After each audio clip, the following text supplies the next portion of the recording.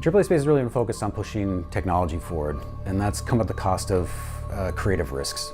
Really excited to work on something very small, that we can be very passionate about exactly what goes into it. I think Brock and I really missed that wonderful, reckless creativity that used to be the lifeblood of this industry, and that the indie scene's been keeping alive for years. I'm Brock Feldman, CTO and creative lead at Airlock Games.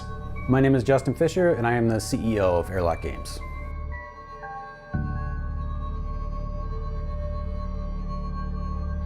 Brock and I have been in the industry for a long time, and what's been happening recently over the last decade or so has really made us frustrated and sad with studios getting closed, mass layoffs, and it's impacted us too. We've both been hit by it.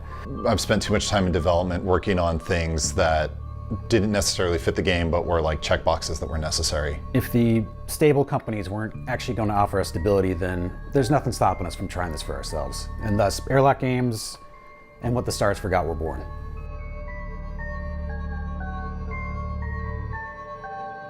What the Stars Forgot is a game where you are trying to keep as many people alive on a starship as possible. We were really influenced by classic science fiction like Star Trek, but season 1 of The Terror was a huge influence because it showed how the horror elements are only 10% of your problem. Most of the problem is the other people trapped on the ship with you in a horrible situation. As the journey continues, more strange, dark, unbelievable things start happening.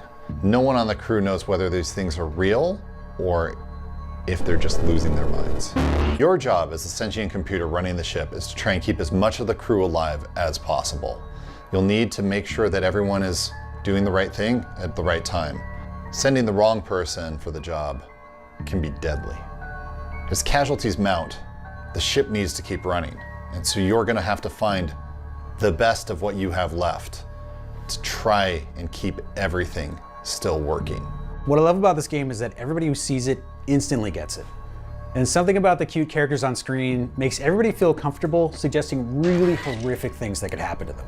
We're utilizing Unreal Engine and really using everything that that thing has to move as quickly as possible. So we're limiting any amount of technology that we have to make ourselves so that we can just build things faster, smarter, and honestly with a lot more creativity.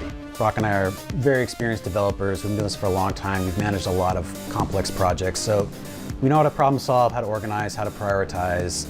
And we've really picked a focused level of scope to make this achievable by just the two of us. I'm really excited to be able to directly communicate with the people playing the game. I think that it's going to be really cool to get it in people's hands as fast as possible. It's going to be really cool to hear feedback immediately on it, figure out where things are working, where things aren't, what can be improved, and just kind of develop that relationship with our players. We're really taking the same approach board games take, where we know the game works, we know it's fun, and we're just looking for support to improve the experience. For our backers, we have a lot of really exciting rewards, like the soundtrack on vinyl, getting yourself added as a member of the crew, and even partnering with us to make events and rooms for the ship.